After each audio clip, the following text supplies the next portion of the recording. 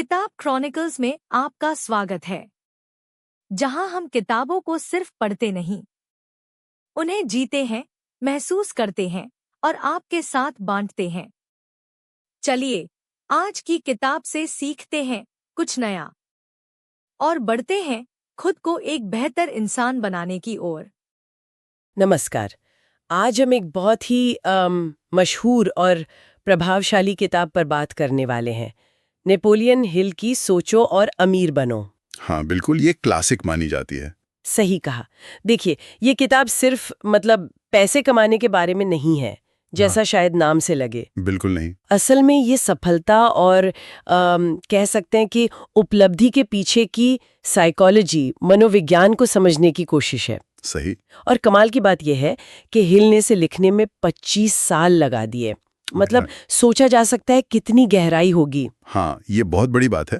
उन्होंने Andrew Carnegie और Henry Ford जैसे 500 से ज्यादा उस वक्त के सबसे सफल लोगों पर रिसर्च की। अच्छा जी, ये जानने के लिए कि उनकी सोच में ऐसा क्या खास था, वो कैसे सोचते थे। तो आज हमारा मकसद है हिल के उन मुख्य सिद्धांतों को समझना। वो क्या प्रिंसिपल्स हैं जो बताते हैं कि कैसे हमारी सोच, हमारा नजरिया ही हमारी सबसे बड़ी ताकत बन सकता है। बिल्कुल। चलिए इन विचारों को जरा खोलते हैं। तो इस किताब का जो सेंट्रल आइडिया है वो अपने आप में काफी क्रांतिकारी है, खासकर उस जमाने के हिसाब से। हाँ, हिल का कहना था कि दौलत और कामयाबी सिर्फ कड़ी मेहनत से नहीं आती। अच्छा, ये तो कॉमन सोच से अलग है। हाँ, उनका मानना था कि ये काफी हद तक हमारे सोचने के तरीके पर, हमारे माइंडसेट पर निर्भर करती है। अगर कोई इंसान अपने दिमाग की शक्ति को समझ ले और उसका सही इस्तेमाल करना सीख जाए तो वो कोई भी मंजिल पा सकता है, कोई भी लक्ष्य। वाह। उन्होंने अपनी पूरी रिसर्च को, जैसा मैंने कहा, 13 मुख्य सिद्धांतों में समेटा है। 13 सिद्धांत। हाँ, 13 प्रिंसिपल्स। अब जाहिर है आज हम उन सभी 13 पर तो विस्तार से शायद बात ना कर पाएं, वक्त की कमी है। हाँ, वो तो है। लेकिन कुछ सबसे अहम जो इसकी नींव है, उन पर जरूर गौर करेंगे। हाँ बिल्कुल, और मेरे ख्याल से शुरुआत होती है प्रबल इच्छा से, जिसे वो बर्निंग डिजायर कहते हैं। बिल्कुल सही, यही से सब शुरू होता है। और ये सिर्फ किसी चीज को चाहने जैसा नहीं है ना? नहीं, ये उससे कहीं ज्यादा है। हिल कहते हैं कि ये एक ऐसी जबरदस्त धधकती हुई इच्छा होनी चाहिए, एक जुनून। हाँ, जिसके लिए इंसान अपना सब कुछ दांव पर लगाने को तैयार हो जाए। समझ गई। इसके लिए उन्होंने वो 6 स्टेप वाला तरीका भी बताया है। हाँ, वो 6 स्टेप मेथड बहुत महत्वपूर्ण है। उसमें आता है साफ तौर पर जानना कि क्या चाहिए, बिल्कुल क्रिस्टल क्लियर। फिर उसके बदले में आप क्या दोगे, ये बहुत जरूरी है। कुछ मुफ्त नहीं मिलता। हाँ, ये लेन देन वाली बात। बिल्कुल। फिर एक तय समय सीमा, एक डेडलाइन, एक पक्का प्लान बनाना और उसे लिखना, और सबसे जरूरी रोज उसे दोहराना, दिन में 2 बार रोज दोहराना, ताकि वो मन में बैठ जाए। एग्जैक्टली। इच्छा को मन में जिंदा रखना। अच्छा, तो इच्छा तो हो गई, लेकिन इच्छा पूरी कैसे होगी?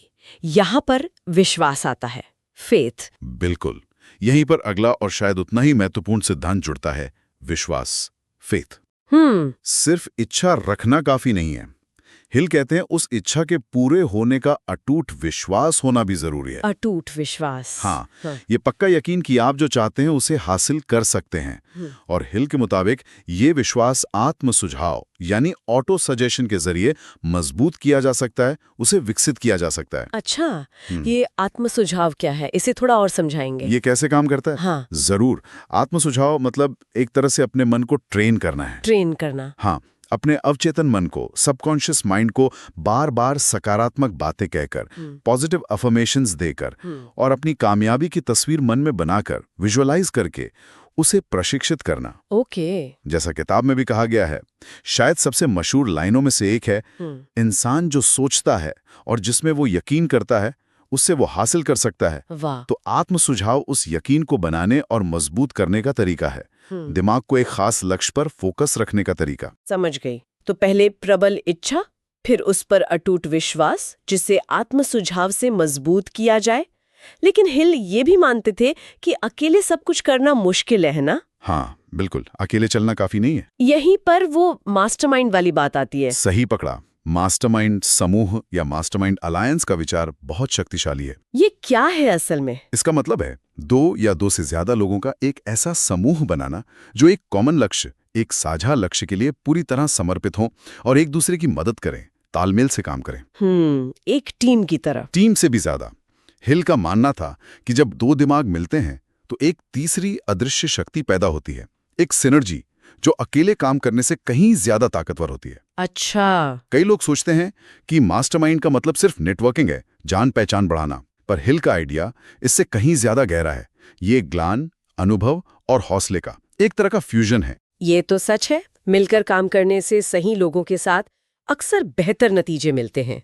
अच्छा, तो ये सारी इच्छाएं, विश्वास, ये विचार, ये जाते कहाँ हैं? यहीं पर अवचेतन मन, सबकॉन्शियस माइंड का रोल आता है। हाँ, बिल्कुल। अवचेतन मन यानी सबकॉन्शियस माइंड वो जगह है जहां हमारे सारे विचार, हमारी भावनाएं, हमारे विश्वास सब जमा होते हैं, स्टोर होते हैं। एक तरह का हार्ड ड्राइव? हाँ, कह सकते हैं। ये हमारे दिमाग का वो हिस्सा है जो 24 घंटे काम करता है, चुपचाप। हमारी आदतों को, हमारे व्यवहार को, हमारी अंदरूनी प्रेरणाओं को कंट्रोल करता है। ओके। हिल कहते हैं कि ये एक उपजाऊ जमीन की तरह है, बहुत फर्टाइल। इसमें आप जो बोएंगे वही उगेगा। अच्छा।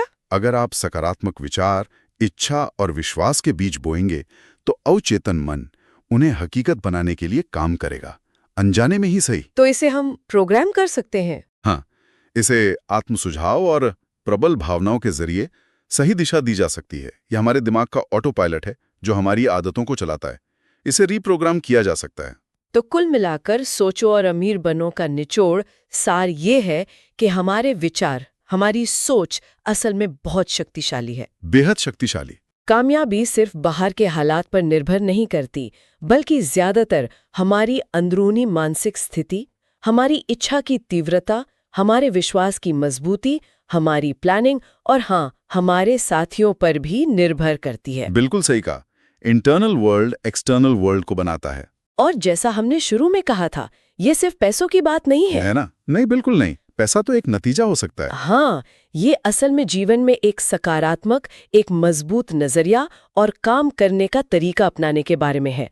सोच को सही दिशा देकर असल में किसी भी क्षेत्र में सफलता हासिल की जा सकती है। बिल्कुल। और यहीं पर एक सवाल सोचने पर मजबूर करता है। एक विचार छोड़ते हैं सबके लिए। हाँ। सोचिए, अगर हिल के बताएं इन सिद्धांतों में से सिर्फ एक को, कोई भी एक, चाहे वो प्रबल इच्छा जगाना हो या अटूट विश्वास पैदा करना हो या फिर एक सच्चा मास्टरमाइंड समूह बनाना हो, अगर सिर्फ एक सिद्धांत को ही कोई पूरी ईमानदारी और लगन से अपनी जिंदगी में उतार ले, तो क्या कुछ हासिल नहीं किया जा सकता? क्या संभव हो सकता है? इस पर सोचना वाकई दिलचस्प होगा। अगर आपको इस किताब की ये यात्रा पसंद आई हो तो इसे एक प्यार भरा लाइक दें।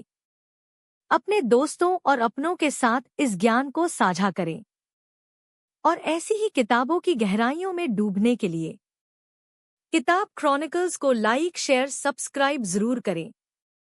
मिलते हैं एक नई सोच, एक नई किताब के साथ।